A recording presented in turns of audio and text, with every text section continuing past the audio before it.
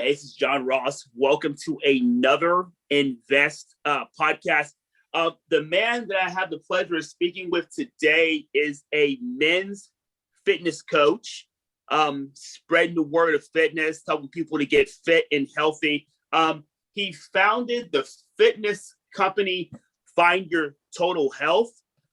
This man is also a musician, and he's also big on helping musician and men in general get fit and healthy and live better quality lives. I want to welcome to the Invest podcast, Rusty Osborne. Rusty, how are you, man? Doing well, John. Thanks for having me on today, man. I appreciate it. All right, so before we get started, I always ask my guests to tell my listeners, Rusty, where you're from and where you actually calling from today. Today, I'm in Southern California in Orange County. Oh, and nice. I lived here for about 20 years, but my wife and I now we're nomadic. So we live on the road. So we've got a van that we travel in, but we've been staying in Airbnbs across the country for the last 8 months. Salt Lake City, Austin, Nashville, Arizona, Lake Havasu, Illinois, outside Chicago, and just cruising, man. We're just enjoying life out on the road. So that's where we're at. So you're kind of a Rolling Stone then. So what do you guys do on the road? You playing music on the road, or what are you guys doing? Yeah. So last year when COVID and the pandemic hit, I was already playing full time as a country singer and a bass player, and we had already started our company, helping people lose weight, helping people feel a lot better and make these changes for themselves. And my wife was also working at a corporate job at the time. Okay. And I'd always had in the back of my head, well, if everything goes to crap and she loses her job and the band doesn't have gigs, then we'll just leave. And then it happened. There was nothing to do because of the pandemic. So I retired from the band, and she quit the job, and we just went full on into building our company and helping more people and really diving into that. So because of that, because we coach online all the time, we're able to do that from anywhere as long as we got Wi-Fi. So that's what we've been up to. Yeah. So like with the COVID, for a lot of people, especially people who had small business and things like that, the worst pretty much happened this last year and a half. I talked to some people. I know a couple people, they're like gig workers, and they play live music. And, they travel around to different cities playing music, and we're making money for paid gigs. And for a lot of people, that was really big. So with the COVID, my man, it changed life and it changed a lot of things. So it seems like you were able to kind of adapt to that, but it's just been crazy. It's been wild, man. It's been wild. We've all gotten a big old wake up call, and it tests. I mean, everybody's been tested on what do they really value. They've had to sit around for the first time in gosh knows how long to figure out what is it that I want out of life.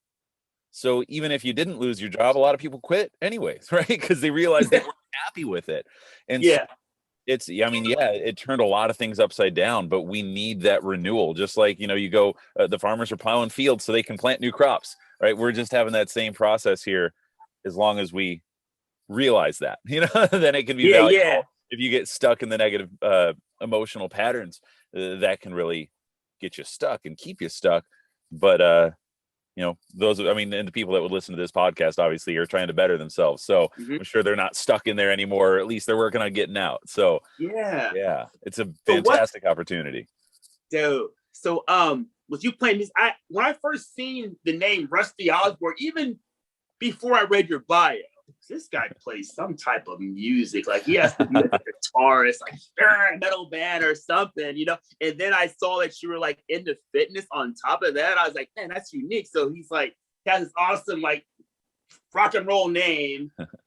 He's into fitness, plays music, helps people lose weight. I said, I gotta get this guy on the podcast. He'd be very, dope and interesting to speak to. So, Rusty, when did you first start really getting into fitness, getting serious about it? And then when did you decide that you wanted to help people? Because I'm pretty sure at first it was, you helping yourself. So when did you first kind of get into that? Yeah, it's just like everybody on a health journey, it's a long one. Yeah. It's got to start somewhere, and then it just keeps on going, keeps on going. Back in, gosh, 2012, 2013, my friend and I decided we were going to we wanted to attempt hiking the Pacific Crest Trail, which Oh is wow. from Canada to Mexico. Most people Yeah. go Mexico to Canada. It's a smarter way, but that's a whole nother story. So I start walking. I just start walking more. I was tired of being fat. I was just plain fat. I was obese, and start walking a lot, walking a lot. We go start hiking the trail, and we both are just too out of shape to handle it. We both get injured and have to come home. And Mhm. he has to go get surgery on his shoulder because he dislocated it falling down a mountain. That's a whole nother story. But then I just keep on walking. I start running. I'm doing what the experts say they should do. Like, okay, well, healthy people run. Let's go for a lot of runs. I start running marathons. I get a personal trainer. I'm working my ass off with this guy, and even with marathons, ultra marathons, a personal trainer, and eating what all the fitness books said I should eat, I really wasn't losing weight. Hmm. And I lost, I mean, I did lose some. I lost about 25 pounds just with all this working out nonstop. I mean, mind you, I'm running probably 10, 15 hours a week in addition to the personal trainer, all this work, and it's just not coming down. Mhm. And so I figured, okay, there's something wrong here. Plus, then I injure myself from running too much. And so I don't have the opportunity to really stay super fit when that happens. So my wife and I said, okay, let's tackle nutrition then. Let's see what happens in that world. And once we figured out what foods work for our specific bodies, because every single person is different, once we figured out which foods work for us, I melted off the rest of my fat. I dropped 85 pounds. I dropped 85 freaking pounds, man. I went from like 240 down to 150, and it was wild. And I was still eating a ton of food too, eating a ton. And I was like, okay, something's wrong here because I did what the experts said I should do for God forever, man. Like I just kept on going, kept on running, did all the work, and it didn't work. I was doing what the Wow. experts said, and then I just shift nutrition and just focus on getting overall healthy, and the weight just melts off. So once I realized that and I understand the steps for myself, I said, well, okay, well, if I could do this, and I'm a full-time musician playing 8 days a week and teaching guitar lessons 6 days a week and doing all of that and still able to do this, well, other people should be able to do this too. And people were coming up to me and saying like, oh man, how'd you do it? Like, how'd you lose all that weight? And I would tell them exactly what I did. Like, I ate food that worked for me. I kept moving. I still at least went for walks and kept my body at least a little active. And I just focused on doing healthier things. And they said, oh, I couldn't do that. I could never do that. I can't do that, man. I can't do that. I said, well, yeah, you can. Like if I did it and I was an obese piece of garbage, man, then you can do this. Right. And Yeah. and that's where I really started to shift into wanting to help people because I already wanted to help people feel better. This country. Mhm. And, I look around and I see, I don't judge anybody. I feel a lot of it's society based and things of that nature. Just it's kind of, I believe society's kind of contributed to doing this to people. But what is your take on it? Because people are more obese today than they were, 30 to 40 years ago. The numbers are high, they're staggering, and they seem to be increasing year by year. What do you think that's about? And I know you have a mission to try to end obesity, and I have a mission to try to help inspire as many people as I can to get healthy and to get active. But what do you think the true issue is? Are people? I don't think it's just people just being lazy. But what's your take on it, Rusty?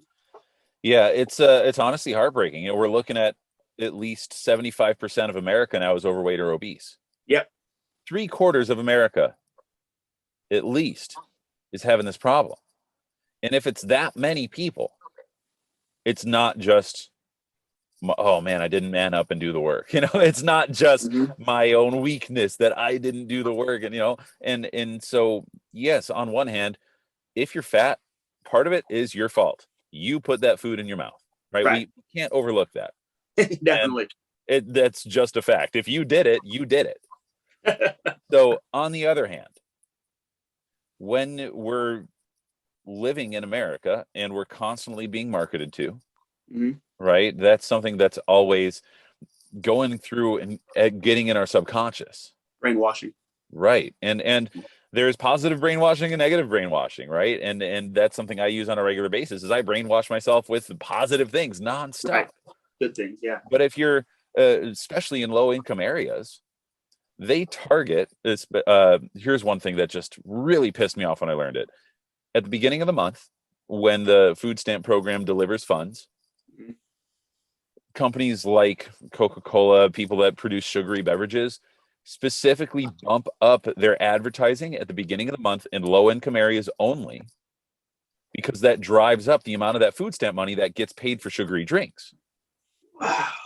And then they looked at high income areas. It's the same throughout the entire month. The only thing that's changing is the income, and they're doing that marketing at the beginning of the month when that food stamp money is being distributed. So they're literally just continuing this obesity epidemic to drive up their bottom dollar. Now, I don't believe that everyone that works at that company is bad. I believe there's great people everywhere. However, there's a real problem. Plus, when Mhm. there's sugary beverage CEOs or people that worked high up in those companies that are then being put into political office in the Food and Drug Administration, Mhm. well, that's a problem because that's the regulatory body that's supposed to regulate Right. the way that people are consuming foods that are really unhealthy. Conflict. Yeah, major conflict of interest. So there is some serious work to be done in the political system, in big corporations, in all over, right? And it's daunting. How the hell do we do this? So Uh, on one level, we need individuals. Like, I got healthy, you can get healthy, right? Like, start with yourself. Start with your family. Just be the change you want to see at that level. If you decide to buy organic broccoli instead of a 2 liter bottle of Coke, you're making a serious change for yourself, for your community, for the people around you, right? So everybody does have power with the dollars they invest, right? So that's step one, is be the change. Step two, the supply chain needs to change. Like, if the only food supplied in your locale is junk, and you don't even have access to decent whole foods, you're screwed, totally screwed. right? And then on another level, there's obviously the political and the socioeconomic forces at play that need their own change as well. But all these changes start with people. So every single person that makes the little shift every day, that decides they're worth changing for every day, making those little changes every day, going for a little more movement, going for a little healthier option, drinking some more water instead of Pepsi. That's what's going to make the biggest shift. Definitely. Yeah. So like on one of my podcast previews early on, I definitely touched on that about the social factors, about the big companies, McDonald's and Coca-Cola, and how they pretty much market. And there's not a lot of money spent because the big companies have all the money spent on really, educating anybody. If there was a commercial, it showed somebody drinking a truckload of sugar, oh, diabetes, or it showed somebody, eating a big hamburger and it shows the person like dropping dead. And you see like a commercial or a billboard for that, people would definitely start thinking differently. But these companies have so much money and it's pretty much killing, poisoning people. But, you are a champion for trying to help people, and you're doing all you can. The world needs more people like you. I as well try to do what I can. With me being a nutritionist, one thing I recently started in my city was I started investing in nutrition meal prep, and we have a meal prep service, and we actually serve and deliver food to our area in the greater Sacramento area because I just see the need for it. I'm like, man, some people do want to eat healthy, but some people are super busy. And when you want to eat healthy, as you know, there's not a lot of like fast food alternative that you can just go grab on your lunch break. A lot of time it'll be like McDonald's or Burger King or something like that. So we wanted to give people the opportunity to get, freshly, prepared foods. They have it because like, if you want to eat good, that you have to kind of plan for it or you might be in trouble. Yeah. Preparation is absolutely essential. Got to prepare. There's a quote from, oh, I forgot the guy's name, but he was on the Tim Ferriss podcast. He said, easy choice is hard life, hard choice is easy life. Yeah. You got to make the hard choice of I'm going to prepare my food for this week, man, or I'm going to pay for meal prep. You got to put in the voluntary harder choice, and life gets so much easier, so much better. It does. Dope. So Rusty, before we wrap up, if any of my listeners want to get with Rusty, they want to learn more about you, they want to work with you. I know you say you're doing a lot of online stuff. Can you just list, how would they do that, Rusty? Yeah, absolutely. So first up, you can find me on my podcast, Losing Weight. Got that pod? Yep. It's fun. It's fantastic. We bring the information, motivation, inspiration, just like what you're doing, getting this message out there. So definitely check that out. We're always having guests on, experts in the field, people that have made this change for themselves. So that way, you know, it's possible, right? So that would be a great place to start as well. I'm on Instagram at the Coach Rusty, and rustyosborne.com if you wanted to book a call with me. It's totally free to just book a 15-minute clarity call. Just see what should be your next step to get healthier, right? So totally free. It's available to everybody. If you need help, just ask for it. And even if it's not health, man, I've got a hell of a network. I can connect you with someone that can help you with whatever other issues you're having. So if you need help with anything, just reach out and ask. You got it. Rusty Osborne, men's health coach in general, a champion for change with a goal to try to end the obesity epidemic. Hey, he's doing it one client at a time. I love it. Rusty, it's been a privilege. Brother, keep up the good work.